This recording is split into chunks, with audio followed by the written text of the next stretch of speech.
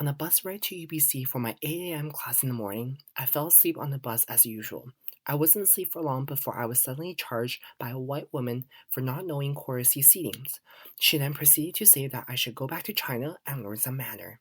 While I was filled with guilt in that moment, in retrospect, that particular encounter was one that was racially charged. This motivated me to research more about microaggression. The thesis for my project is, within the post-racial paradigm, color blindness emerges as a new theoretical conceptualization of understanding racial differences, when in practice, the framework erases the pain enacted by racism and acts of discrimination by people occupying privileged positions. Before beginning my analysis, we need to first and foremost establish race as a social construct. As illustrated in Module 7 class notes, race has no real biological or genetic roots. Instead, it is created within systems of economic, social, and political discourse. With this understanding in mind, I would like to first discuss racism 1.0. Macro-racism. Scholars define it as the overt race superiority ideal ingrained in institutional practices and discriminatory remark targeted at colored individuals on the basis of race. This is the kind of racism that comes to our mind when thinking about overt racist moments in Canadian history, like the head tax placed on Chinese immigrants and the government's attempt to limit their path to citizenship. Microaggression, on the other hand, is defined as the brief and commonplace verbal, behavioral, or environmental indignities, whether intentional or unintentional, that communicates hostile, derogatory, and often devalues the experience of a person of color. With this in mind, we can move on to some context on microaggression.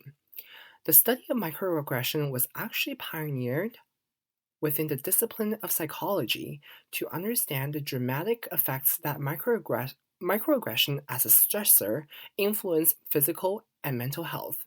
While microaggression occurs at an individual or small group level, through the theory of intersectionality discussed in Module 7, I am interested to understand how such phenomenon operates within systems of oppressions and privileges at a societal level. By adopting a post-racial theoretical standpoint, we can understand how colorblindness is ultimately related to growing instances of microaggression. In post-racial Canada, unique, marginalized experiences of different ethnic groups are blurred because they're collectively gathered under the umbrella of multiculturalism. The myth of multiculturalism is an expression of colorblind treatment insistent upon equal treatment across the board. This shelters blatant forms of discrimination under the umbrella of diversity. These assumptions and arguments overlook the complexity of race that allows racism to be immobilized in different space by everyday people. In my encounters of microaggression, they often result with aggressor reinstating their good intention, and people of color are expected to not take offense. The consequences of colorblindness thus mask instances of racism in everyday interactions. So in response to post-racial discourse, the critical race theory emerges as a counter-movement and argues that racism extends beyond the most obvious overt discrimination, and it's a product of how social privilege is organized. There are 5 assumptions of critical race theory that allows us to further unpack microaggression. So first, racism now takes its form in ordinary activities. It is a common everyday experience of most people of color. This makes racism difficult to address or cure because it is normalized and therefore not acknowledged.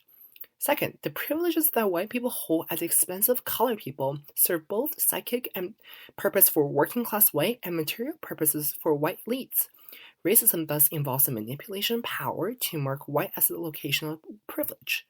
Third, critical race theory is grounded in treating race as products of social thoughts and relations that have no biological nor genetic merits. Fourth, racialization occurs at different times in response to shifting needs and demands of the dominant society, such as in the labor market. Fifth, the theory is concerned with the unique social location of colored people. The voice of color thesis holds that because of their different histories and experiences with oppression, colored people are better positioned to communicate to the whites about what they're unlikely to know. Under this conceptualization, the intent of the aggressor is not the focus. What matters the most is the impact that racist microaggressions have on the people of color. This is a very paradox of microaggression, where while they are described as unintentional, they're often subtle small acts. They're experienced as confronting and have distressful and harmful impacts. It does become apparent that we need to do something about this social phenomenon.